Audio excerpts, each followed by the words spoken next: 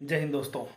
मुनव्वर राणा जैसे लोगों को ना हीटर चालू करके उस पर पेशाब करवानी चाहिए सालों को। मतलब आप समझ लीजिए कि कोई व्यक्ति इतना घटिया कैसे हो सकता है। पहले उसने क्या कहा उसके बारे में सुनिए आप। बरस 921 वर्ष की तारीख है अफगानिस्तान से दोस्ती की। कभी किसी अफगानी ने किसी हिंदुस्तान को न बुरा कहा, न नुकसान पहुंचाया और न अपनी मोहब्बत में कमी की। कहते हुए शर्म भी नहीं आती इसको कि बड़ा प्रेम बांट रहे हो, बड़ा मोहब्बत बांटी। यही अफगानिस्तान है और यही तालिबान है। और भारत के सबसे बड़े दुश्मन अजहर मसूद को इसी ने छुड़ाने के लिए प्लेन हाईजैक किया था। कंधार प्लेन हाईजैक तो याद होगा ना कि मुनव्वर राणा का याददाश्त की कमजोरी कहीं। ये सेलेक्टेड बात करता है हमेशा। ये इससे जैसे जितने लोग होते हैं ना सब सेलेक्टेड बात करते हैं और कई बातें तो ऐसी कर जाते हैं जिसका हमारे और आप में बिल्कुल ज्ञान ही नहीं है कि ये बातें कब हुई। ठीक है, पहले तो बहुत प्रेम बता दिया। भारत में 1996 के बाद और 2000 तक जितने आतंकवादी हमले हुए 2001-2 तक कश्मीर में, वह उनकी सबकी ट्रेनिंग अफगानिस्तान में हुई थी। उसके बाद भी जितने आतंकी संगठन वहाँ जन्मे, भले वो पले बढ़े आके पाकिस्तान में, लेकिन सबकी ट्रेनिंग अफगानिस्तान में होती थी।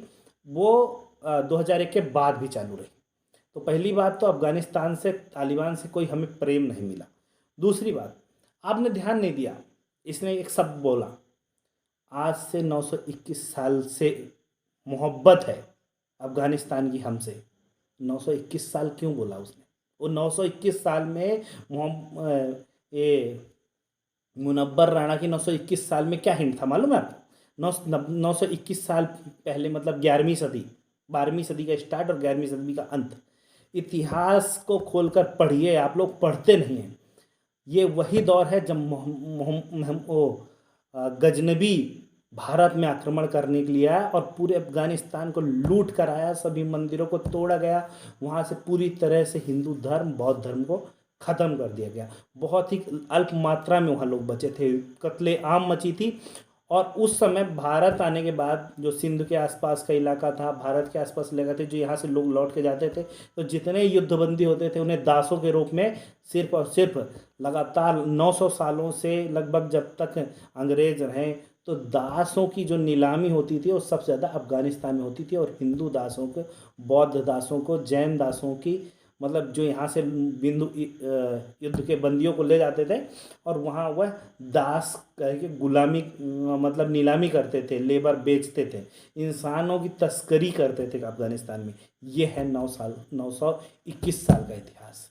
आप समझते नहीं, आप बड़ी शेर मुनव्वर राणा बोल दिए और माँ मुंह से अमृत टपक रहा है, शहद बह रही है, लाल टपकने लगती हिंदुओं की। कितने हिंदुओं को मैंने देखा, वो कुमार विश्वास जैसे राष्ट्रवादी हो, शैलेश लोढ़ा जैसे राष्ट्रवादी हो, उन लोगों को भी मैंने बड़ी तारीफ ऐसे एकदम बिछ जाते हैं मुनव्वर राणा। और मुनव्वर राणा ने कभी कभी भी हिंदुओं का पक्ष नहीं लिया, कभी हिंदुस्तान का पक्ष नहीं लिया। वो कट्टर जिहादी है, बस अलग अलग तरह के जिहाद होते हैं। लेकिन उन्होंने किसी हिंदुस्तानी को मारा नहीं। इसलिए नहीं मारा कि उनके बाप दादा यहाँ आबाद रहे हैं, यहाँ से कमा के अपने बच्चों को उन्होंने पाला है। अपनी लड़कियों के लिए दुपट्टे से लेकर के और कुर्ते पैजामे के कपड़े सब यहाँ से खरीद करके ले गए हैं। अपने बच्चों, अपनी बच्चियों की आबरू के लिए जो कपड़े इस्तेमाल होते हैं वो सब यहाँ से खरीद के ले गए हैं। आज भी हमारे मोदी जी ने जो वहाँ पर पार्लियामेंट बनवाई है और जो सब इमदाद की है, और करते रहना चाहिए। ऐसा नहीं है कि उसका नुकसान होगा। एक बार तो नुकसान पाकिस्तान से हो सकता है, लेकिन अफगानिस्तान से नुकसान नहीं पहुंचेगा। लेकिन अब अफगानिस्तान में वहां पर तो कोई सरकार नहीं है, तालिबान की सरकार है ना, तालिबान का कब्जा है। भाई आप देखिए, फिर आप ऐसे छेड़ रहे हैं कि हम ये बोलें कि यहाँ पर भी अभी जिन लोगों की हुकूमत है वो भी तो पहले जमाने में तालिबान ही थे। कौन लोग? अब इसमें से कोई फायदा नहीं है अननेसेसरी। लेकिन ये कि अच्छे में बनने में, बुरे बनने में कोई वक्त नहीं लगता है। बहुत अच्छा एहसान का बदला चुकाते हो तुम। मतलब बता रहे हैं कि यहाँ से अफगानी कपड़े लेके जाते थे, यहाँ से फ्राक लेके जाते थे, यहाँ के रोजी रोटी से पलते थे वो, और वही अफगानिस्तानी फिर वहाँ जाकर आतंकवादी बनते हैं और वापस आकर यहीं कश्मीर में, यहीं पंजाब में, यहीं दिल्ली में फटते हैं। ठीक है, तुम्हारी कौम ही ऐसी रही है बे। मतलब तुम भोसड़ी के कभी सुधरोगे नहीं।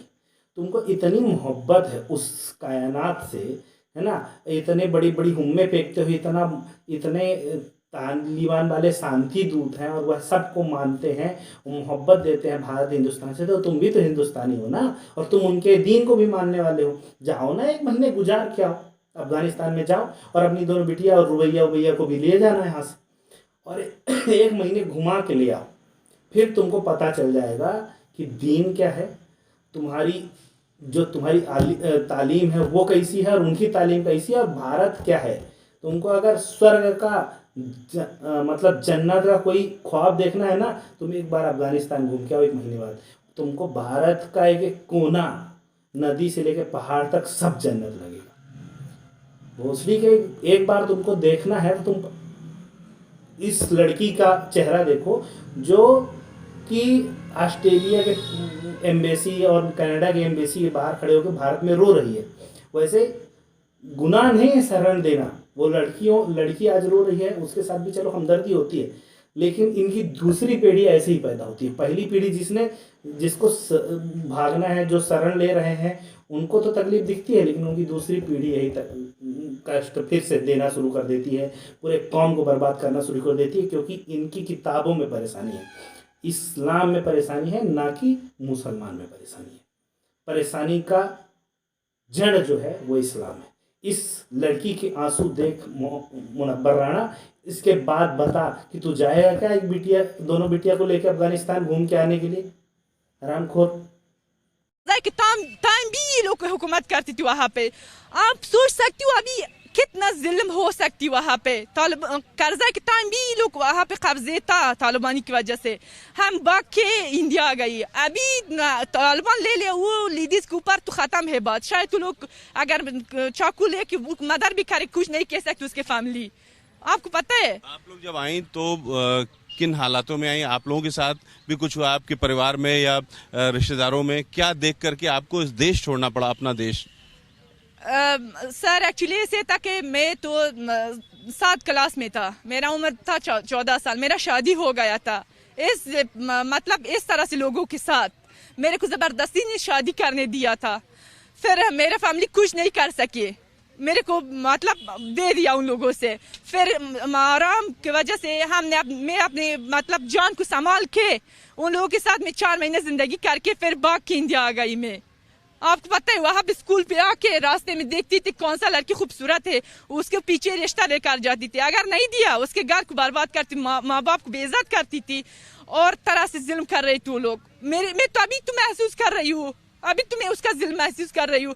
मेरे को इतने पिटाई किया 4 महीने के अंदर हर रात मेरा मर था। मैं अपनी मौत के सामने में देख के इंडिया पहुँच गई। अभी भी क्या आप लोग मतलब इतने जर्नलिस्ट लोग अफगानिस्तान में गिरे कि जुल्म नहीं से झूठ बोल रहे हैं लोग। सोचो कि वहाँ पे कितने सिचुएशन खराब है। हमने इतने जुल्म सह के, इतने जुल्म देख के तक गई, अभी तक हम यहाँ पहुँच गए इंडिया के अंदर। ये तालिबान मनहूस ने, ये तालिबान ये इतने हमारे ऊपर जुल्म किया हद से भी ज्यादा। किसी का एजुकेशन नहीं हुआ है, किसी का स्कूल जाना बंद किया, हर चीज बंद किया हमारे ऊपर। ये मतलब जो लोग उनको अपने लड़की नहीं देती थी, मतलब अपने आप को तस्लीम नहीं करती थी, उसका खाना पीना बंद करती थी, कब्जे में चारों तरफ लेती थी घर को। वो कुंदस में जहाँ हम रहती थी तक वो अपने लड़की को दे दी लोगों से। जिल्म नहीं किया है उस जमाने में, कर्जा के जमाने में इस तरह से था। अभी तो पूरा उसके हाथ में, अभी क्या कर सकते वो लोग। जिल्म 10 साल तो देखा दोस्तों कैसे इस दुर्गति होती है, और जब लोग उस धर्म को मान रहे होते हैं उस समय उनको यह चीज़ का पता नहीं रहता। जब उनके ऊपर पड़ती है तभी पता चलता है कि वह किसका साथ दे रहे थे, और एक पीढ़ी बाद ये फिर से उसी का साथ देने लगते हैं। इनकी पूरी स्थिति को जानना है तो आपको पढ़ना पड़ेगा, और हमसे जो बनेगी हम अपनी जानकारी आप तक लेकर आते रहेंगे। उसके लिए आप चैनल को सब्सक्राइब कर लें, लाइक करें और दोस्तों तक ये वीडियो शेयर करें ताकि सब तक ये बात पहुँचे। जय हिंद।